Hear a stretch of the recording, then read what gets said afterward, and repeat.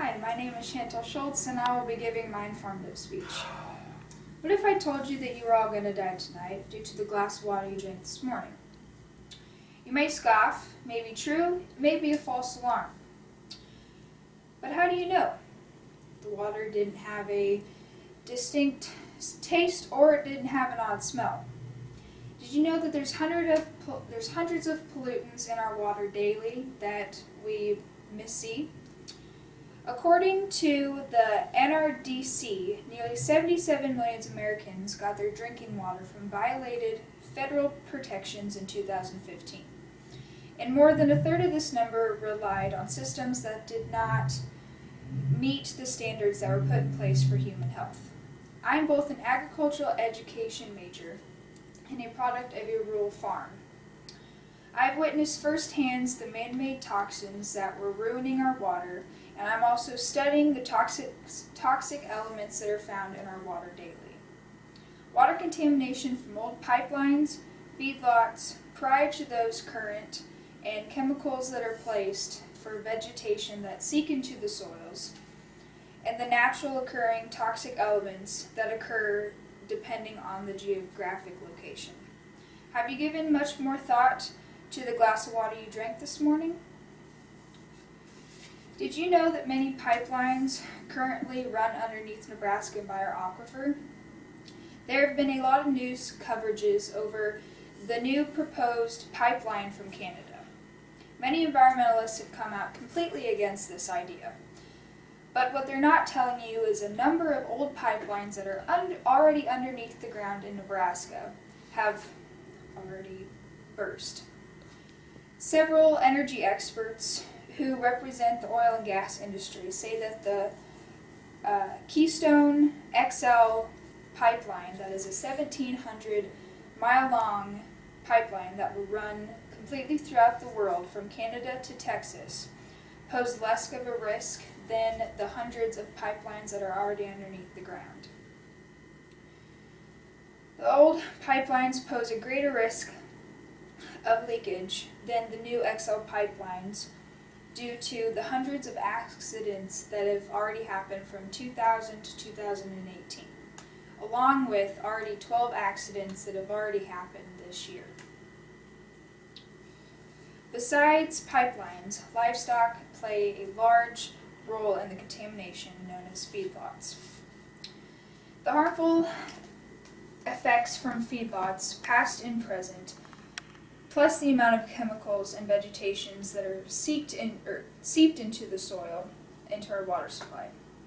Feedlots that are no longer with us have been buried deep into the ground, and the issue with that is when they're buried in the ground, veterinarian drugs and antibiotics have also seeped into the soil, causing both the environment and public health to not be protected. Based on available data, generally accepted livestock waste management practices do not adequately or effectively protect our water resources from the contaminations of excessive nutrients, pathogens, and pharmaceutical presence in the waste. Impacts on surface water sources and wildlife have been documented through many agricultural areas in the United States.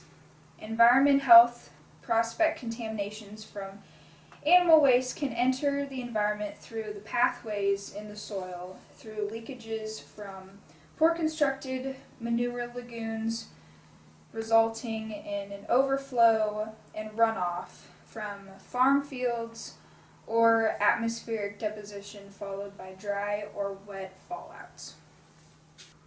The natural occurring elements that were found in our geographical environment can be toxic in the water. There's 12 elements. Fluoride has been banned in many different states due to the harmfulness it had done on the teeth of humans. Chloride was added to drinking water for the purification technique, but it's not quite safe. Lead is the main toxin causing problems in Flint.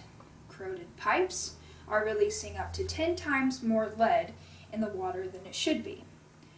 Mercury is extremely toxic and can cause brain damage, blindness, headaches, weakness, tumors, mood swings, memory loss, and rashes. Some people are under the impression that you can boil the chemicals out of your water. It's misled. GHCP in 2016 found that boiling the water actually takes the harmful organisms out of the water, but it doesn't take the chemicals, salt, or metals out of the water. Now, considering that I have shared with you today, I want you to take another look at that glass of water that you drank. Are you positively sure of what you ingested? Have you heard all of the horror rumors of all the pollutants out there and what they're doing to our water supply? But what are you personally going to do about it? Do you value your health and the health of our future generation?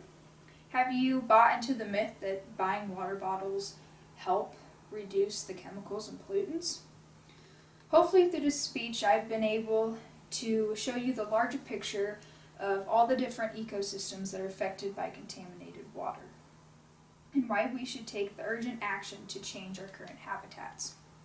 I want you to remember the next time that you're lifting a glass up to your mouth, turning on the hose so the kids can run around in the yard, or watering your animals. What can you personally do to help water contamination?